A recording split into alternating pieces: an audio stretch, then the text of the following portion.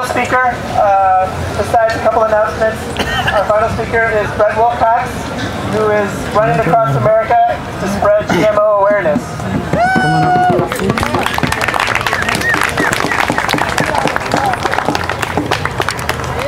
That was a very good announcement for my son David, who really doesn't want to speak here today. David, you're on.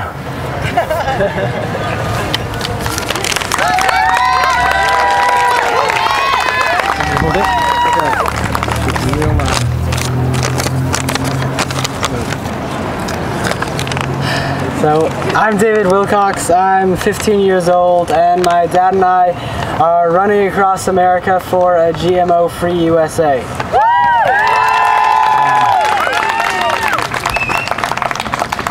My mom and my sister are our support crew. We started running on January 18th in Huntington Beach, California.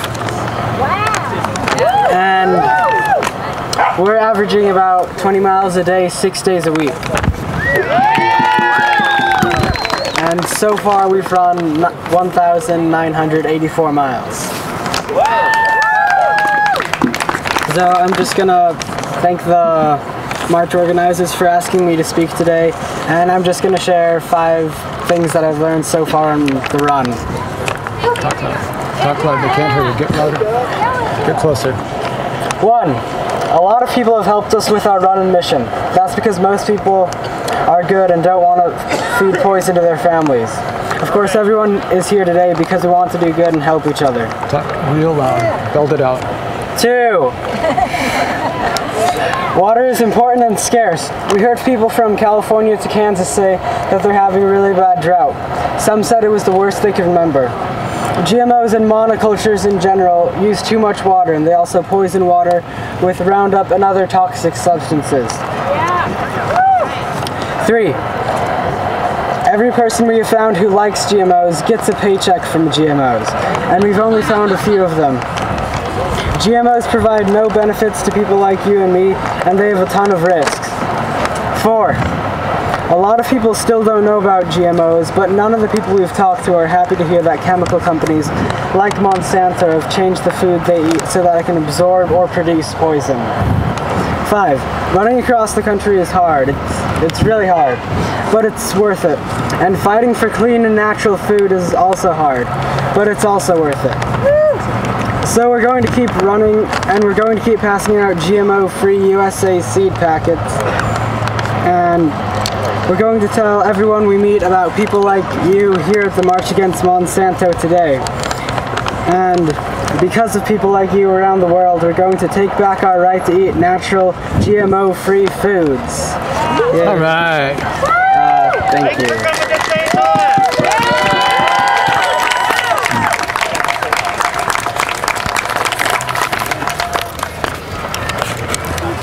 For my son David, running 20 miles a day is a piece of cake. Speaking to you today was brutal. So I appreciate David for doing what is really hard and for having the courage to do this.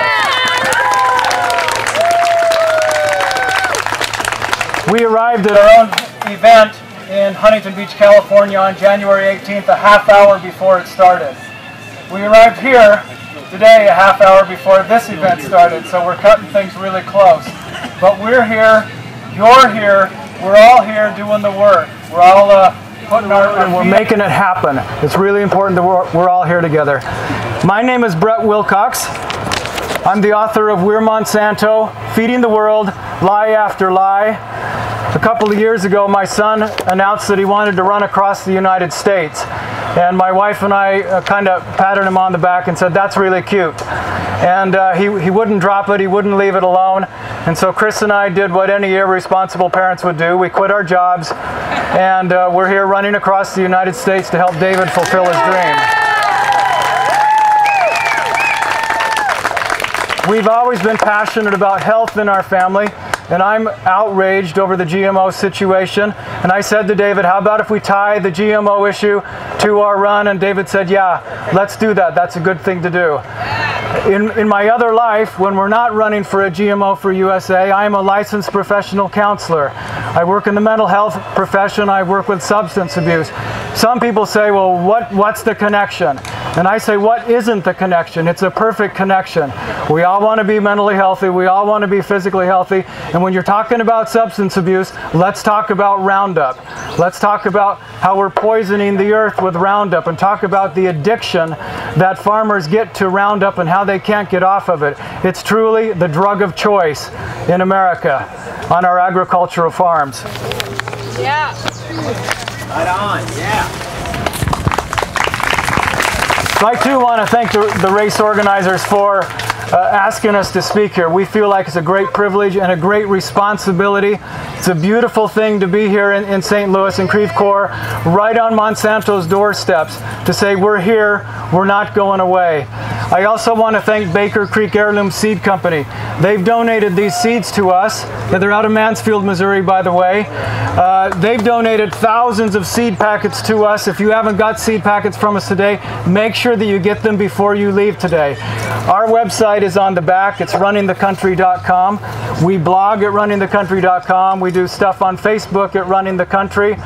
So look us up, friend us, go to our blog site, and yes, doing this costs a lot of money, and yes, we are accepting donations. I've got my book here today. We're Monsanto, feeding the world lie after lie. If you throw us a 20, we'll throw you a book. If you throw us anything at all, we'll be deeply, deeply grateful for it. We need a lot of help financially to do this. So there's been a lot of amazing things that have happened since the first march against Monsanto a year ago.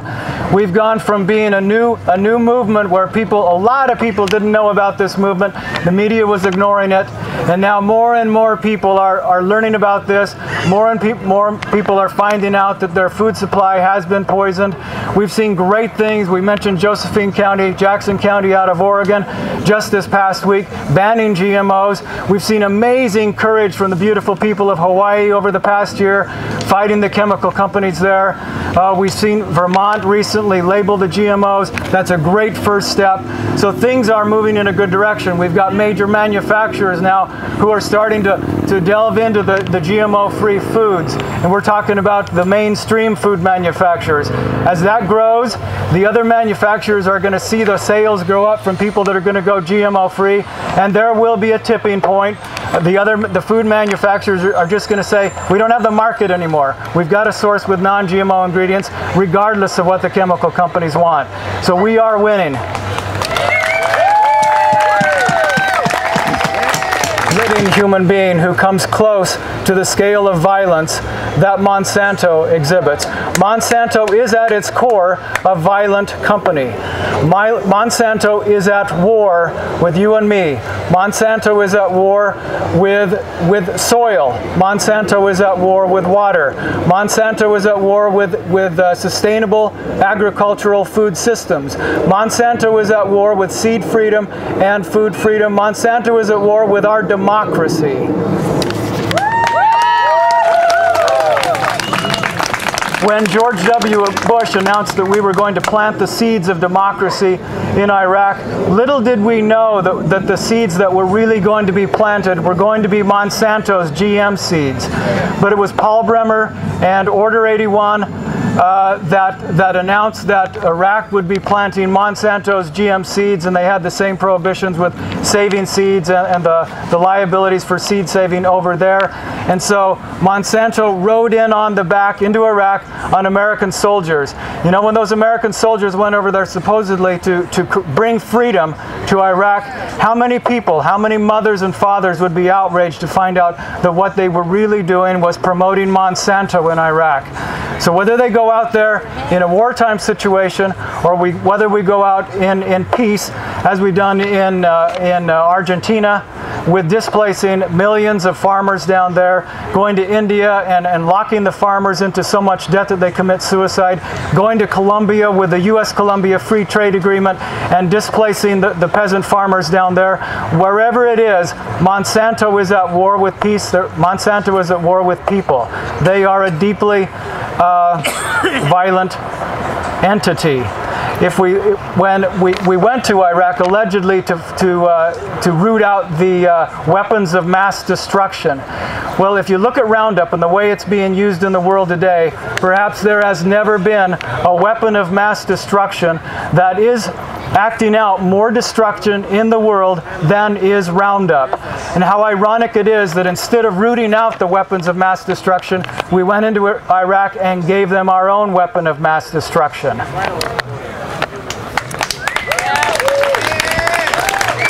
David and I fly the American flag as we go across the United States, and we don't do that lightly. I grew up believing that America was a special place and that America had done a lot of good in the world.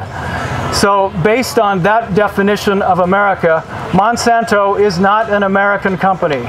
Monsanto is at war with American values. Monsanto is at war with democracy. We've labeled Monsanto as a psychopath, as a sociopath, and just as it's not enough to label our food, that's a good first step, and it's a good first step to label Monsanto, that's not sufficient. Eventually, we have to separate ourselves from Monsanto. So, just as the early settlers in America separated themselves from England, declaring a Declaration of Independence, we here today are declaring ourselves free from Monsanto. We declare ourselves free of Monsanto's lies. We declare ourselves free of Monsanto's poisons in the grocery stores. We declare our seeds free, our food free. We declare that our media should be free of Monsanto's influence, that our scientific institutions should be free of Monsanto's influence. This is a time now to say to Monsanto that we are free from you, we are separating from you, we are separating our stocks from you, our portfolios from you. It is time for us to separate from Monsanto. Let freedom ring.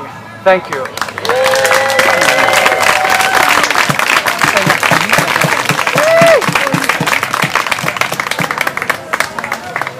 Thank you so much. Before we march out, please stop by this black tub and grab a ball. It's a seed ball. It's got clover seed in there.